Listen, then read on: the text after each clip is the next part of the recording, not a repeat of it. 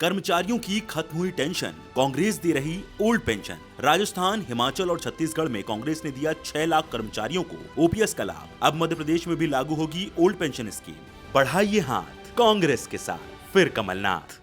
परासिया विधानसभा क्षेत्र में विधायक बनने मैदान में उतरे 12 उम्मीदवारों में से एक उम्मीदवार तुकाराम दुर्गे भी हैं, जिनका लक्ष्य परासिया का विकास करना है। ये बात उन्होंने प्रेस कॉन्फ्रेंस लेकर बताई। प्रेस वार्ता में उन्होंने और भाजपा उम्मीदवार पर निशाना भी साधा।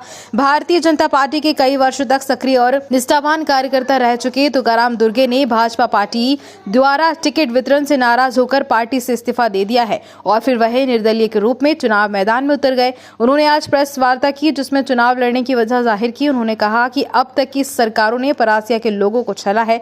परासिया का संपूर्ण विकास अब तक नहीं हो पाया है। उनका लक्ष्य परासिया का संपूर्ण विकास करना है। परासिया में रोजगार की व्यवस्था, व्यापारियों की समस्याओं का स्थायी समाधान आदि मुद्दों पर अपना विजन बताते हुए कहा कि भाजपा प्रत्याशी ज्योति डहरिया के पास कोई विजन ही नहीं है। उन्हें अब तक किसी सभा को संबोधित करते हुए भी नहीं देखा गया है। इसी तरह कांग्रेस प्रत्याशी सोहन वाल्मीकि ने बीते 10 साल विधायक पद पर रहते हुए परासिया के विकास के लिए, यहां के बेरोजगारों के लिए कोई काम नहीं किया। दुर्गे का चुनाव मैदान में उतर आना भाजपा के बड़ा नुकसान हो सकता है। परासिया संवाददाता शेख फरीद। प्रसन्न रहें, स्वस्थ रहें, मस्त रहें और माँ लक्ष्मी आपको सुख समृद्ध बनाए, ऐसी मैं आपसे कामना करता हूँ।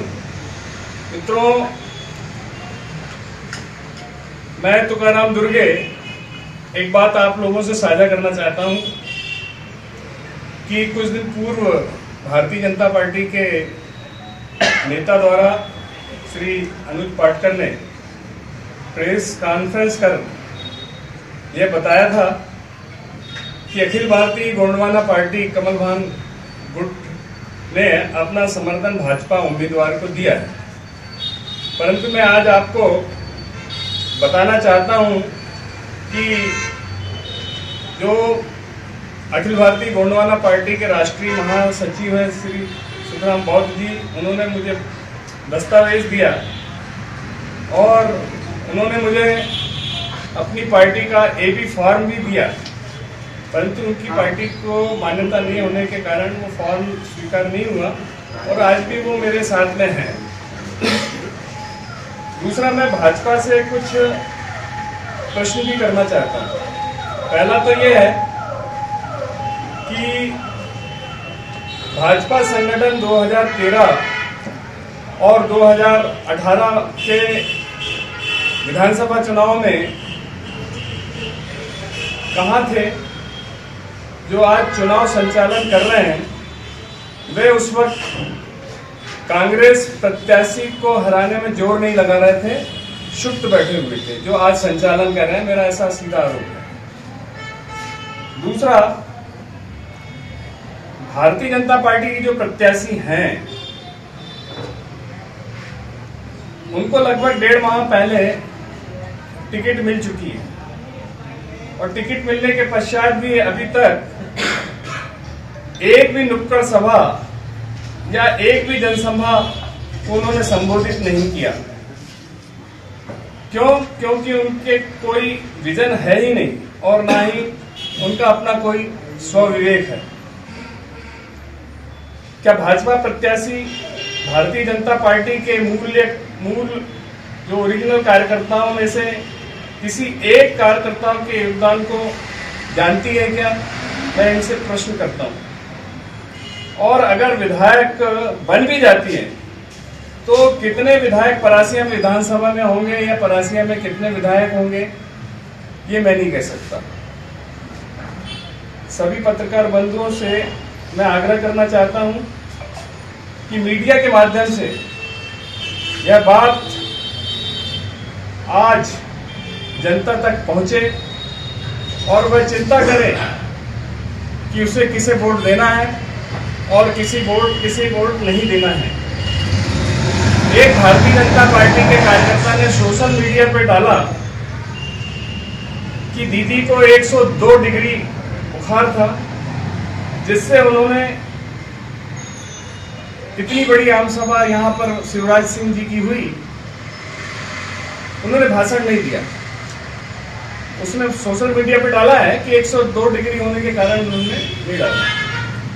अब बताइए 30 दिन के प्रचार प्रसार में भारतीय जनता पार्टी की प्रत्याशी कितनी बार अस्पताल में एडमिट हुई और आने वाले 5 साल विधायक के कार्यकाल में क्या उनका समय अस्पताल में ही बीतेगा? ये तो भाजपा की प्रत्याशी के बारे में। कांग्रेस प्रत्याशी के बारे में मैं कुछ सवाल उनसे भी करना चाहूंगा।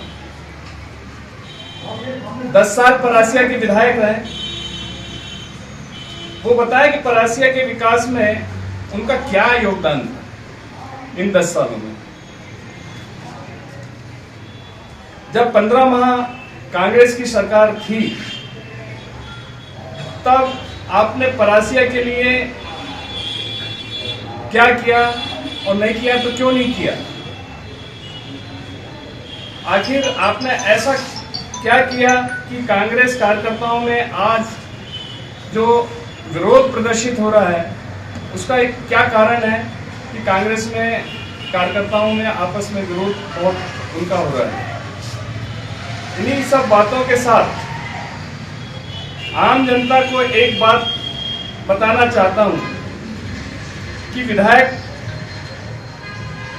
वह होना चाहिए जो त्याग, तपस्या और समर्पण भाव से जनता का काम करे। आज मेरी उम्र 67 साल है, पत्नी और दोनों बच्चे मेरे, यानी कहना चाहिए तीनों, बल्कि बहू भी मेरी नौकरी कर रही है।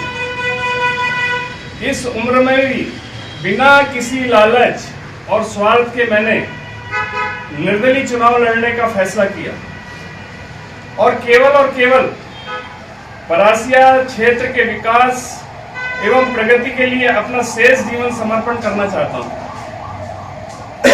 चुनाव में मैंने बिना किसी प्रकार के चंदा लिए जीवन भर की कमाई दांव पर लगाया है और चुनाव लड़ रहा हूं। मैं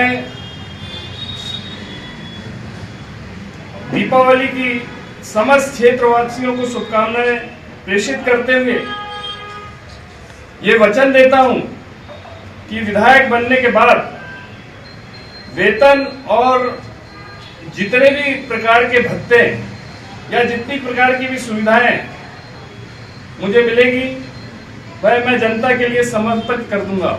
मैं एक ढेला भी अपना वेतन नहीं दूंगा। अब ये परासिया की जनता को सोचना चाहिए कि उसको क्या करना है। ये मेरा विजन है। मेरा एक और विजन कि मैं परासिया तहसील, उमरेड तहसील, जुनारदो तहसील और तामिया तहसील, ये चारों तहसील की जनसंख्या वर्तमान में लगभग 11 से 12 लाख है। इनको सबको मिलाकर मैं परासिया जिला बनाना चाहता हूं। कांग्रेस सरकार में 2 लाख खाली पदों पर भर्ती, 3000 रुपए प्रतिमाह बेरोजगारी भत्ता, 1500 रुपए प्रतिमाह हर स्कूली बच्चे को और हर विधानसभा में अंग्रेजी नवोदय विद्यालय। बढ़ाइए हाथ कांग्रेस के साथ, फिर कमलनाथ।